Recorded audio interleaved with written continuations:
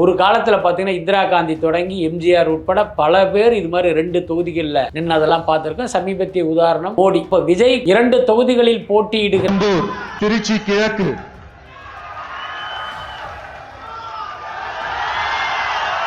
Joseph Vijay சொல்ல போனா ராஜேந்திரனை அண்ணன்னு தான் விஜய் கூப்பிட்டு நிறைய பேருக்கு தெரியாது.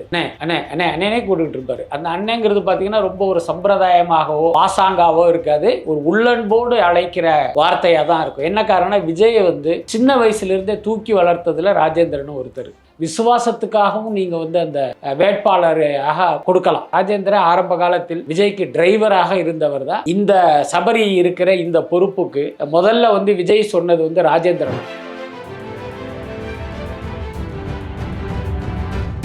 ஸ்டாஃப்கள் எல்லாருமே பார்த்தீங்கன்னா இந்த பக்கம் தான் இருந்தாங்கன்னு, ஏன்னா விஜய் தான் இவர்களுக்கு சம்பளம் கொடுக்குறாரு. அதுக்கப்புறம் ஸ்டாஃப் யாருன்னு பார்த்தீங்கன்னா driver, makeup man, hair dresser, அப்புறம் காஸ்டியூம். இவங்க எல்லாருமே விஜய் சம்பந்தப்பட்டவங்க தான்.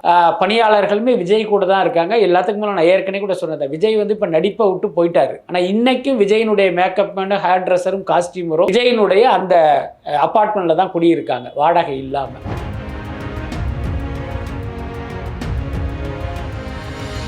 அவர் நினைத்ததும் சரி, ராஜேந்திரன் நினைத்ததும் சரி, மற்றவர்கள் நினைத்ததும் சரி, இன்னும் சொல்ல போனால் விஜய் நினைத்ததும் கூட விருகம்பாக்கம் தொகுதியில் விஜய் தான் வேட்பாளர். அப்போ சபரி மன ரீதியாகவே நம்ம வேட்பாளர் கிடையாது, இந்த தொகுதியில் தளபதி நிற்க போறாரு, அவருடைய வெற்றிக்கு நம்ம பாடுபடணும் அப்படிங்கிறது தான் அவருடைய தாட்ஸாக இருந்தது. தனக்கு இந்த வாய்ப்பை விஜய் கொடுக்கும்போது நிச்சயமாக அவருக்கு ஒரு பெரிய எமோஷனலாக தானே இருந்தது.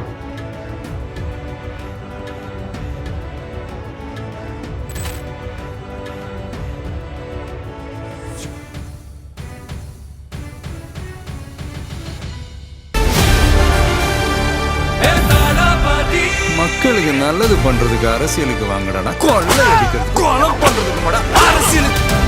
சம்மர் வந்தாச்சு. What's your plan for this holiday? எங்க கிட்ட விட்டுருங்க, நாங்க பாத்துக்கிறோம். VGT holidays.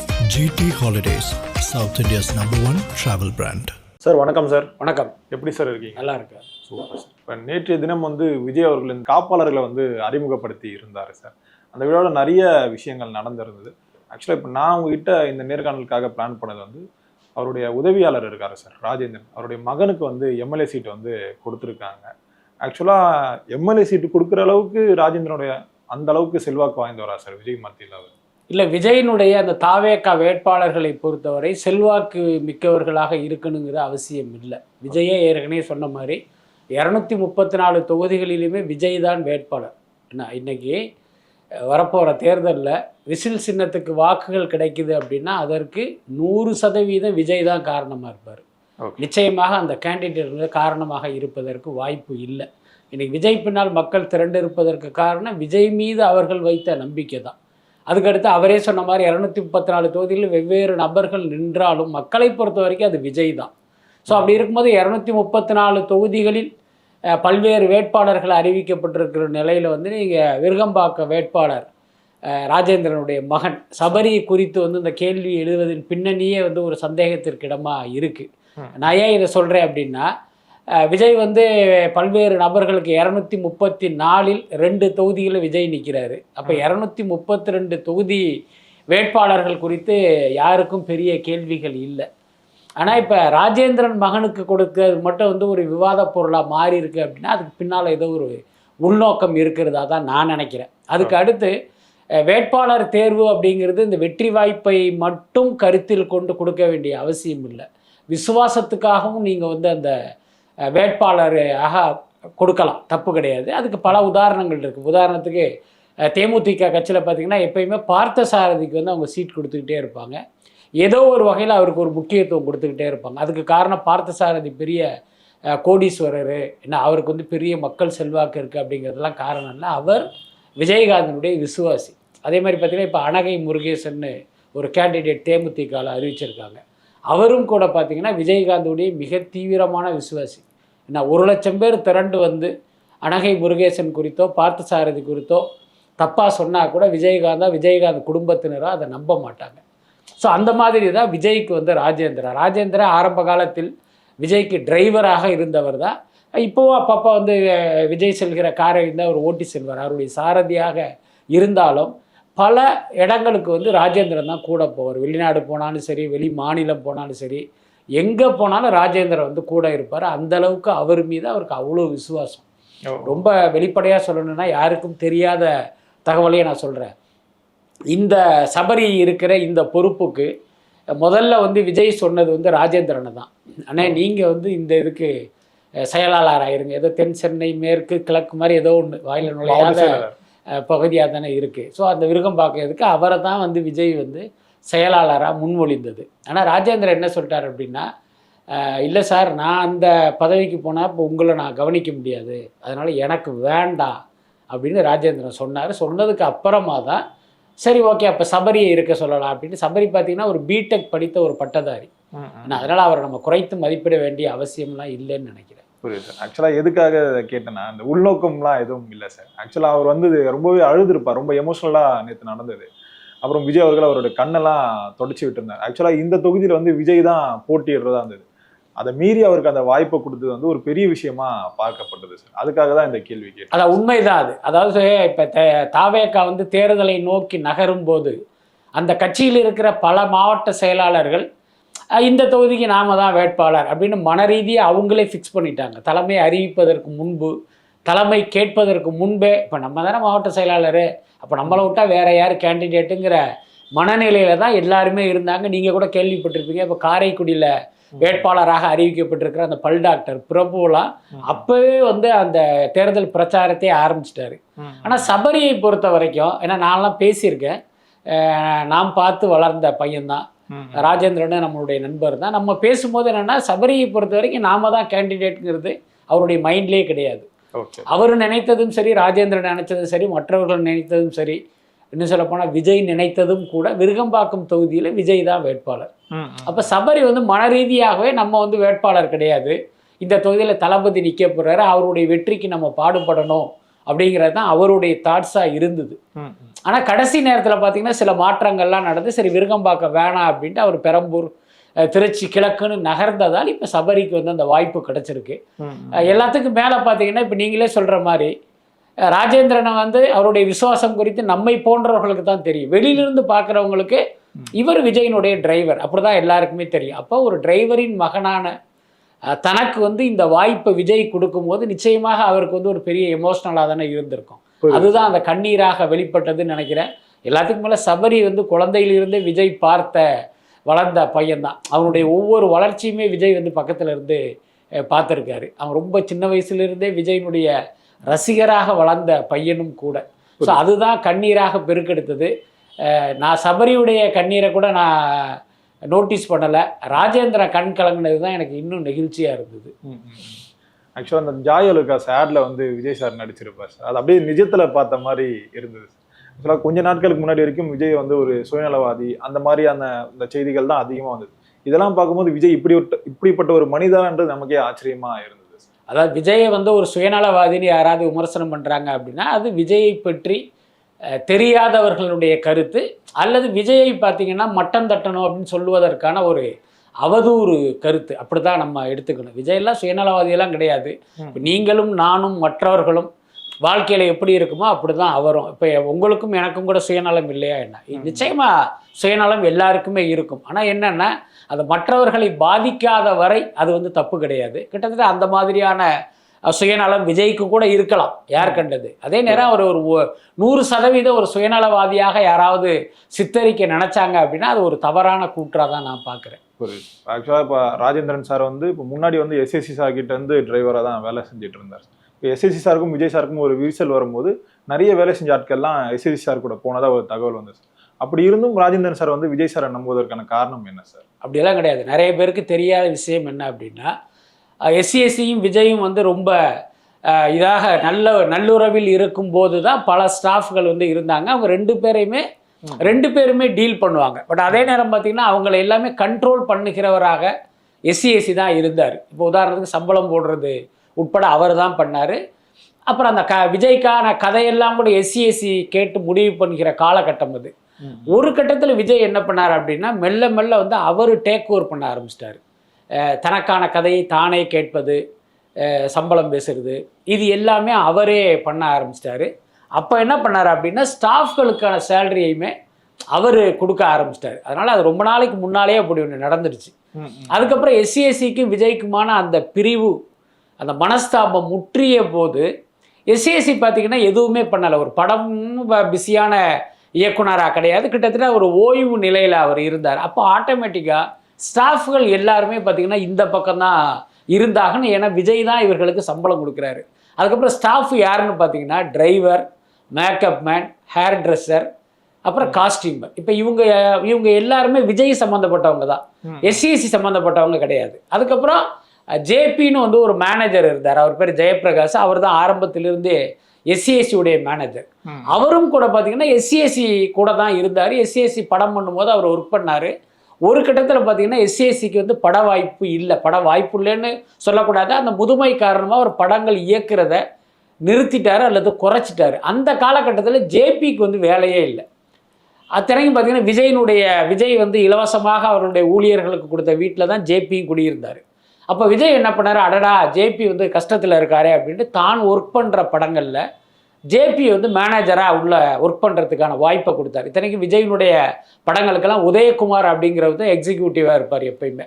அவர் தான் விஜயினுடைய குறிப்பறிந்து வேலை பார்ப்பார், புரியுதா இல்லையா? ஸோ அப்படி இருக்கும்போது ஜேபி வந்து தன்னுடைய நிறுவனத்தில் வேலை பார்த்த ஒருத்தர் அவர் வேலை இல்லாமல் இருக்காருங்கிறதுனால அவருக்கும் தன்னுடைய படங்களில் வேலை வாய்ப்பை கொடுத்தாரு விஜய். அதனால் அவர் யாரையுமே வேலையை விட்டு நீக்கிறது அந்த மாதிரி வேலையெல்லாம் இல்லை. ஒன்று நடந்தது, அந்த ரசிகர் மன்ற நிர்வாகிகள் இருந்தாங்க. அப்போ ரசிகர் மன்றத்தை புஷி ஆனந்த் டேக் ஓவர் பண்ணி போகும்போது ஒரு சிலர் என்ன பண்ணாங்க, எஸ்சிஎஸ்சி விசுவாசம் காரணமாக எஸ்சிஎஸ்சி கூட இருந்தாங்க, அந்த ரவிராஜா இன்னும் சில பேர். அப்போ என்னன்னு கேட்டிங்கன்னா விஜய்க்கு தகவல் கிடைச்சது, இவங்க எல்லாமே வந்து எஸ்சிஎஸ்சியை ட்ரிகர் பண்ணுறாங்கங்கிற மாதிரி ஒரு தகவல் கிடைக்கும் போது அவர்களை தன் குடியிருப்பிலிருந்து காலி பண்ண சொன்னார். இதுதான் நடந்தது. மற்றபடி எல்லா பணியாளர்களுமே விஜய் கூட தான் இருக்காங்க. எல்லாத்துக்கும் மேலே நான் ஏற்கனவே கூட சொன்னேன், விஜய் வந்து இப்போ நடிப்பை விட்டு போயிட்டார். ஆனால் இன்றைக்கும் விஜயினுடைய மேக்கப் மேனும் ஹேர் ட்ரெஸ்ஸரும் காஸ்டியூமரும் விஜயினுடைய அந்த அப்பார்ட்மெண்ட்டில் தான் குடியிருக்காங்க, வாடகை இல்லாமல். புரியுது சார். ஆக்சுவலாக இப்போ விஜய் சாரோட இந்த ஆரம்ப காலகட்டத்தில் வந்து விஜய் சார் வந்து ராஜேந்திரன் சார் வந்து பின்னாடி உட்கார வச்சுட்டு அவர் வந்து ட்ரைவ் பண்ணிட்டு போகிறதா அந்த செய்திகள்லாம் கேள்விப்பட்டேன் சார். அதெல்லாம் உண்மைதானா சார்? உண்மைதான். விஜயை பொறுத்த வரைக்கும் ராஜேந்திரனை ஒரு டிரைவராக பார்த்ததே இல்லை, ட்ரீட் பண்ணதே இல்லை. இன்னும் சொல்ல போனால் ராஜேந்திரனை அண்ணன்னு தான் விஜய் கூப்பிடுவார். நிறைய பேருக்கு தெரியாது. அண்ணே அண்ணே அண்ணே அண்ணனே கூப்பிட்டுக்கிட்டு இருப்பார். அந்த அண்ணங்கிறது பார்த்தீங்கன்னா ரொம்ப ஒரு சம்பிரதாயமாகவோ பாசாங்காவோ இருக்காது, ஒரு உள்ளன்போடு அழைக்கிற வார்த்தையாக தான் இருக்கும். என்ன காரணம், விஜயை வந்து சின்ன வயசுலேருந்தே தூக்கி வளர்த்ததில் ராஜேந்திரன் ஒருத்தர். அதே மாதிரி பார்த்தீங்கன்னா விஜய்கிட்ட வந்து நாகராஜ்னு ஒரு மேக்கப் பண்ணிருக்காரு. அவர் பார்த்தீங்கன்னா ஏற்கனவே ரூபினி மாதிரியான பல நட்சத்திரங்களுக்கு ஒர்க் பண்ண ஒரு சீனியர் மேக்கப் மேன், எனக்கெல்லாம் ஒரு நண்பர். அப்புறம் ரூபினி வந்து பயங்கர பீக்கில் இருந்து ஒரு கட்டத்தில் பார்த்தீங்கன்னா அவங்க ஃபீல்ட் அவுட் ஆகி போயிட்டாங்க. அப்போ தான் விஜய் வந்து நடிகராக அறிமுகமாகிற கட்டம் நாகராஜ் வந்து விஜய்கிட்ட பர்சனல் மேக்கப் மேனாக சேர்ந்தார். இன்னைக்கு வரைக்கும் நாகராஜ் தான் விஜயினுடைய மேக்கப் மேனு. அவரையும் பார்த்தீங்கன்னா அண்ணேன்னு தான் கூப்பிடுவார். அதை மீறி ஒரு வார்த்தை கூட மாற்றி கூப்பிட மாட்டார். அது எந்த அளவுக்கு விஜய் வந்து அவர்கிட்ட ஒர்க் பண்ணுறவங்ககிட்ட ரொம்ப பாசமாக இருப்பார் அப்படின்னா, இப்போ பொதுவாகவே ஹீரோக்களுக்கு வந்து மேக்கப்புக்கு வந்து ஒரு பெரிய வேலை இருக்காது. காலையில் செட்டுக்கு வரும்போது மேக்கப் போடுறாங்கல்ல, அவ்வளவுதான். அதுக்கப்புறம் லஞ்ச் பிரேக்குக்கு அப்புறம் மறுபடி போகும்போது அந்த மேக்கப்பை கொஞ்சம் டச் பண்ணுவாங்க. இதுதான் ஒர்க் இருக்கும். இந்த லேடிஸ் மாதிரி வந்து நிமிஷத்துக்கு ஒரு தர நீங்கள் பட்டி டிங்கரிங் பார்க்கணும்லாம் அவசியம் இருக்காது. அப்போ விஜய் என்னன்னா, நாகராஜ் காலையிலேருந்து மேக்கப் போடுறாரு, அதுக்கப்புறம் இல்லை பிரேக்கில் வந்து ஒருத்தர் டச்சப் பண்ணுறாரு, அப்புறம் முழு நாளும் அவர் சும்மா தான் இருக்கார். அப்போ தான் அவரே சொல்லியிருக்காரு, அண்ணே நீங்கள் இந்த மாதிரி முழு நாள் வந்து நீங்கள் இதாக தானே இருக்கீங்க, நீங்கள்லாம் வேறு இதில் ஏதாவது கம்பெனியில் உங்களுக்கு ஒர்க்கு கிடைச்சா கூட பாருங்கள் அப்படின்லாம் நாகராஜ் அவர் சொல்லியிருக்காரு. அப்போ அவர் என்ன பண்ணுவார்னா, நேராக வந்து விஜய்க்கு மேக்கப் போட்டுட்டு இன்னொரு படத்தில் போய் ஒர்க் பண்ணுவார். அதெல்லாம் நடந்துச்சு. அதுக்கு மேலே இன்னொரு தகவல் என்னன்னா, வடபழனி குமரன் காலனியில் ஜேஎஸ்னு ஒரு கல்யாண மண்டபம், அப்புறம் அருணாச்சலம் ரோட்டில் ஷோபா கல்யாண மண்டபம். நீங்கள் அந்த கல்யாண மண்டபங்களை பார்த்தீங்கன்னா அந்த சீரியல் லைட்லாம் பர்மனெண்ட்டாகவே ஃபிக்ஸ் பண்ணியிருப்பாங்க.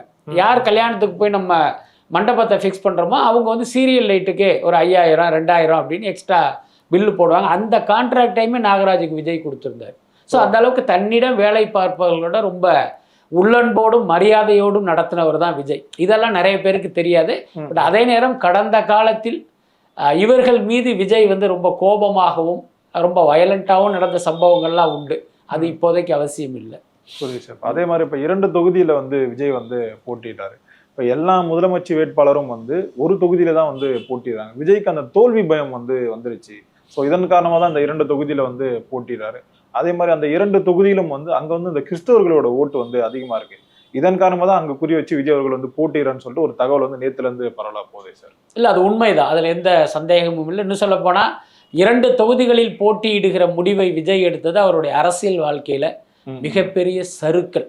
அதை வந்து விஜய் புரிஞ்சுக்கணும். ஆனா அவர் புரிந்து கொள்ளாமல் போனது வந்து மிகப்பெரிய துரதிர்ஷ்டம் தான். அல்லது அவருடைய அரசியல் பார்வை வந்து ரொம்ப மொக்கையா இருக்கு அப்படிங்கிறதுக்கான ஒரு உதாரணமா கூட இதை நம்ம எடுத்துக்கலாம். ஒரு காலத்துல பார்த்தீங்கன்னா இந்திரா காந்தி தொடங்கி எம்ஜிஆர் உட்பட பல பேர் இது மாதிரி 2 தொகுதிகளில் நின்னதெல்லாம் பார்த்துருக்கோம். சமீபத்திய உதாரணம் மோடி வந்து உலகத்திலேயே செல்வாக்கு மிக்க பிரதமர் அப்படின்லாம் பீத்தி கொண்டாலும் இன்னொரு பக்கம் ஒரு தொகுதியில் நின்று நம்மால் வெற்றி பெற முடியாது என்கிற பயம் கூட மோடிக்கு உண்டு.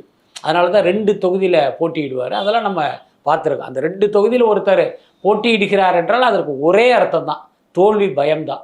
அப்போ விஜய்க்கும் அப்படி ஒரு தோல்வி பயம் வந்து விட்டதா அப்படிங்கிற ஒரு கேள்வி நிச்சயமாக எல்லா மட்டத்திலிருந்தும் எழுவதை வந்து தவிர்க்கவே முடியாது. அவருடைய அரசியல் மாநாட்டில் என்ன பேசினார்? 234 தொகுதிகளிலும் விஜய் தான் வேட்பாளர் அப்படின்னாரு. நாங்கள் தனித்து நின்று அறுதி பெரும்பான்மையில் ஆட்சிக்கு வருவோம் அப்படின்லாம் சொன்னார். அப்படியெல்லாம் அரைக்கோள் விட்ட விஜய் எதுக்காக 2 தொகுதியில் போட்டியிடணும்? என்னுடைய பார்வையில் பார்த்தீங்கன்னா இதுக்கு 2 காரணம் தான். ஒன்று, எல்லாரும் நினைக்கிற இந்த தோல்வி பயம் காரணமாக 2 தொகுதியில் போட்டிடுறாரு. அப்படி இல்லைன்னா எவனாவது ஒரு ஜோசியக்காரன் அவர் பக்கத்தில் உட்காந்து என்ன அந்த சோழியை குலுக்கி போட்டுட்டு நீங்கள் இங்கே ஒன்று அங்கே ஒன்று நில்லுங்க அப்படிங்கிற மாதிரி ஒரு தவறான ஆலோசனை கொடுத்துருக்கணும். அதை நம்பி இந்த 2 தொகுதிகளில் நிற்கிறார் அப்படின்னு தான் நான் நினைக்கிறேன். என்னை பொறுத்த வரைக்கும் விஜயை விமர்சிப்பதற்கு மற்ற கட்சிகளுக்கு வந்து ஒரு அயனான சந்தர்ப்பத்தை விஜய் ஏற்படுத்தி கொடுத்துட்டாருன்னு தான் நான் நினைக்கிறேன். அதே மாதிரி பிறப்போக்கும் எல்லா உயிருக்கும் சொல்லிட்டு அந்த கொள்கையை வச்சிருந்தாலும் ஆனால் பெண்களுக்கு வந்து 23 தொகுதியில் மட்டும்தான் வாய்ப்பு வந்து கொடுத்துருக்காரு. இதெல்லாம் இப்படி சொல்லிட்டு இப்படி பண்றது வந்து சரியான ஒரு வாதமா இருக்கும் வந்து கேள்வி கேட்குறாங்க. அதாவது அதிமுக திமுகவோடு ஒப்பிடும் போது தாவேகாவில் வந்து ஒரு 23 பெண்களுக்கான வாய்ப்பு அப்படிங்கிறது கிட்டத்தட்ட ஒரு 10% தான். அதே நேரம் பார்த்தீங்கன்னா நீங்கள் பேசுகிற கொள்கையோடு தொடர்பு படுத்தி பார்க்கும்போது இது வந்து ரொம்ப ரொம்ப குறைவாக இருக்குது. அதுக்கடுத்து இந்த 23 பெண்களும் யாருன்னு பார்த்தோம் அப்படின்னா இதை வந்து நம்மளால் மனம் திறந்து பாராட்ட முடியல. யாரோ ஒரு ஜோசியக்கார பெண் அதில் இருக்காங்க. ஏதோ ஜாதகத்தின் மூலம் ஏதோ ஜோசியத்தின் மூலமாகவே கேன்சரை குணப்படுத்தலாம் அப்படின்லாம் ஏதோ சொல்லி இந்த ஒரு வாட்ஸ்அப் டாக்டராக ஒருத்தவங்க இருக்காங்க போல இருக்கு. அவங்களுக்கு வந்து அதில் வாய்ப்பு கொடுத்துருக்காரு. இதெல்லாம் வந்து நிச்சயமாக நம்ம ஏற்கவே முடியாது. அதே நேரம் நீங்கள் சமீபத்தில் கேள்விப்பட்டிருப்பீங்க, ஒரு பீடி தொழிலாளியின் மகள் பார்த்தீங்கன்னா அமெரிக்காவில் போய் படிச்சுட்டு வந்து அன்றைக்கி பார்த்தீங்கன்னா ஒரு பெரிய பேசு பொருளாக மாறினாங்க. அக்ஷிதா மாதிரி ஏதோ ஒரு பேர், சற்று ஞாபகம் இல்லை. நான் கூட அது குறித்து ஒரு ட்வீட்லாம் போட்டிருந்தேன். சமீபத்தில் மகளிர் தின விழாவில் அவங்கள கூப்பிட்டு மரியாதை எல்லாம் பண்ணார். அக்ஷிதான்னு நினைக்கிறேன், அஸ்விதா மாதிரி ஏதோ ஒரு பேர். ஸோ அந்த மாதிரியான ஒரு பெண்களுக்கு கூட நீங்கள் வாய்ப்பு கொடுத்துருக்கலாம். ஆனால் அந்த மாதிரி பெண்களுக்கு வாய்ப்பு கிடைக்கல. அதனால் இந்த எண்ணிக்கையில் எத்தனை பெண்கள் இருக்காங்க என்பதை தாண்டி இவர்களெல்லாம் யார் அப்படிங்கிற கேள்வியும் ஒரு முதன்மையானதாக எனக்கு இருக்குது. புரியுது. அதே மாதிரி மாற்று கட்சியினருக்கு வந்து நிறைய வாய்ப்புகள் வந்து கொடுத்துருக்காங்க. அது எப்படி பார்க்குறீங்க? இல்லை, அது வந்து ஒரு கேவலத்தின் உச்சம், அதில் எந்த மாற்றமே இல்லை. ஏன்னா பாண்டிச்சேரியில் முதல் நாள் பாஜகவில் அமைச்சராக இருக்கார், பாஜகவில் சீட்டு கிடைக்கல. அடுத்த நாள் சாயந்தரம் கட்சியிலிருந்து விலகி தாவேகாவில் சேர்றாரு, அடுத்த நாள் அவருக்கு தாவேகாவில் சீட் கிடைக்கிது. அதுவே நமக்கு வந்து ஒரு அதிருப்தியையும் ஆத்திரத்தையும் ஏற்படுத்தினது. இங்கே தமிழ்நாடு வேட்பாளர் பட்டியலில் பல கட்சிகளிலிருந்து முதல் நாள் சாயந்தரம் முதல் நாள் காலையில் விலகி வந்தவர்களுக்கெல்லாம் தாவேகாவில் வந்து வேட்பாளர் பட்டியல் அப்படின்னா என்ன சொல்கிறது அப்படின்னே தெரியல. ஏன்னா அப்போ இத்தனை நாள் உங்களுக்காக பாடுபட்ட, உங்களுக்காக போஸ்டர் ஒட்டிய, உங்களுக்காக தோரணம் கட்டிய ரசிகன்லாம் வந்து முட்டு சந்தில் போய் நிற்கணுமா? அதனால் இந்த வேட்பாளர் தேர்வு அப்படிங்கிறது ஒரு சரியானதாக எனக்கு தோணலை. ஏன்னா நேற்று ஒரு கட்சியில் இருக்கார், அவர் இந்த வேட்பாளர் பட்டியலில் இருக்கார் அப்படின்னா அப்போ தாஜ் கோரமண்டல் ஹோட்டலுக்கு புறப்படுகிற கடைசி நேரம் வரைக்கும் இந்த வேட்பாளர் பட்டியலில் மாற்றம் நடந்ததா அப்படின்னு ஒரு கேள்வி இருக்குல்ல. எல்லாத்துக்கும் மேலே உங்களை எதற்காக மக்கள் வாக்களிக்கணும்? திமுக அதிமுகவுக்கு மாற்றாக ஒரு ஃபோர்ஸ் வருது, மக்கள் செல்வாக்கு மிக்க விஜய் பின்னால் ஒரு கூட்டம் இருக்குது. இவங்க வந்து ஒரு தூய்மையான ஒரு அரசியலை தருவாங்கங்கிற நம்பிக்கையிலே தானே உங்களுக்கு ஓட்டு போடுவதற்கே மக்கள் முடிவு பண்ணுறாங்க. அப்படி இருக்கும்போது நீங்களும் அதிமுகவிலும் திமுகவிலும் மற்ற கட்சிகளில் ஊழல் பண்ண ஆட்களை உங்க பக்கத்துல வச்சுக்கிட்டீங்க அப்படின்னா இப்ப நீங்களும் மற்றொரு ஊழல் கட்சியாகத்தானே இருக்க முடியும். எதற்காக உங்கள் கட்சிக்கு வாக்களிக்கணும்? உங்களுக்கு வாக்களிக்கிறதுக்கு பதிலாக திமுக அதிமுகக்கு அவன் ஓட்டு போட்டுட்டு போயிடலாமே. அதனால என்னை பொறுத்த வரைக்கும் தாவேகாவுடைய அந்த வேட்பாளர் பட்டியல் அப்படிங்கிறது அத்தனை பாசிட்டிவானதாக இல்லை, அப்படிதான் நான் நினைக்கிறேன். பொறுத்திருந்து பார்ப்போம் சார் என்ன நடக்குதுன்னு. நேரம் கொடுத்ததுக்கு நன்றிகள் சார். நன்றி.